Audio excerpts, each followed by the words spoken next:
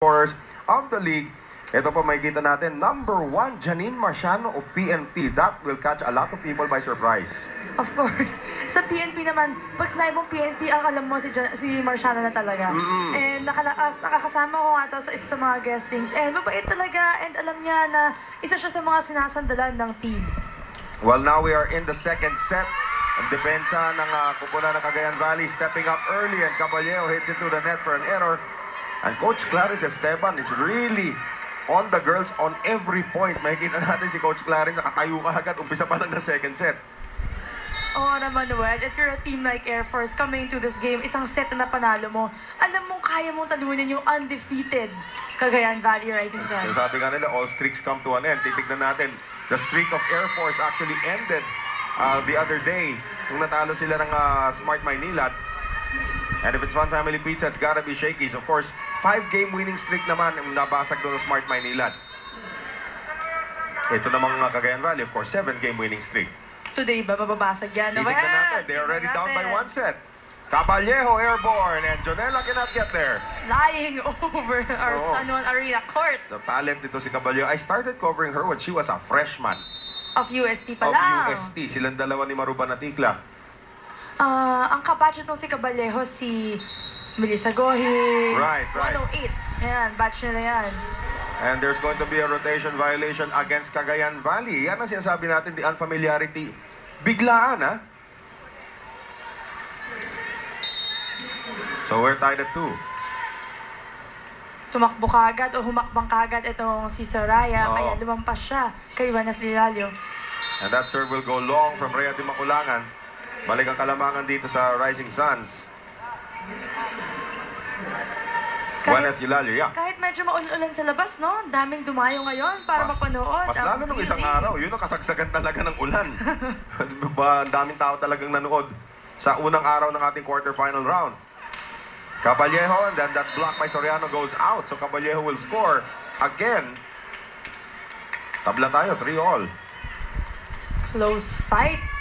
As you said earlier, talagang exciting to. Sulit na sulit ang lahat ng tao na dumayo pa dito sa San Juan. At may mga taong papasok pa lang nung in-between sets. Nakita ko may mga parating pa lang.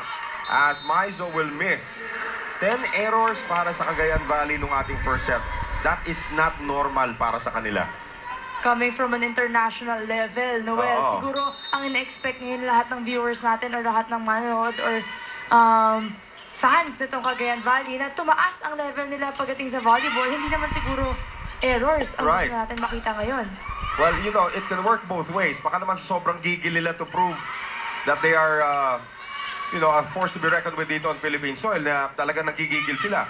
Maizo out of position that time, iuhulog. Micah Ortiz, Rhea de Maculangan now going to Caballero. Tatlong taga-UST kahagad yung kumuha ng bola. Dimac again, going to Judy again. And that is saved there by Jonella. Soraya ngayon going to Kanika Tipachot and Tipachot Mintis.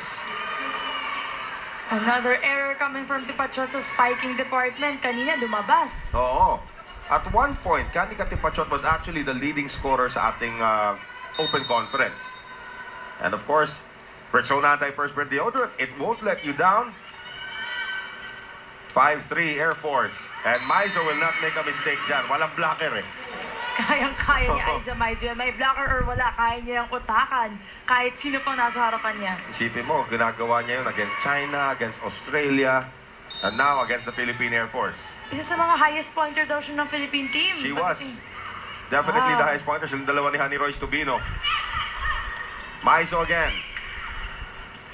They go to Caballero. Caballero with a push. Coverage is there. Here is Aiza Maizo cross court. Doon nagminti si Aiza. 6-4. Ngayon na maganda ang depensa, receive, blocking ng Philippine Air Force. Siguro hindi ito yung tamang panahon para mag-errors itong Cagayan Valley. So that's exactly what's happening to the Rising Suns. Sunod-sunod ang kanilang errors sa atake. Aiza Maizo. Cases kept alive there by the foot of Maizo. Now Maizo, lahat yun Maizo. Sinipa ni Maizo papunta sa net, nabuhay yung bola at siya rin ang pumatay. 6-5, Axel is the official outfitter of the Shakey's V-League. Air Force up by 1. Maizo. Here's the back set now to Wendy Semana. Ang lakas ng tira ni Wendy.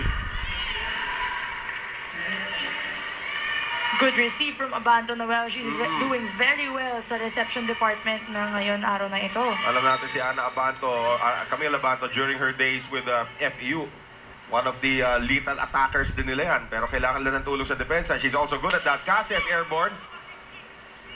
Soraya ngayon, going to Tabaquero. Dahil lusot niya yon sa kamay ni Semana. We have yet to see Sheila Pineda in the game para dito sa Cagayan Valley. Alam natin she provides extra back row defense. Cases, there's Jonella with a good dig. And a good block there by De Ramos.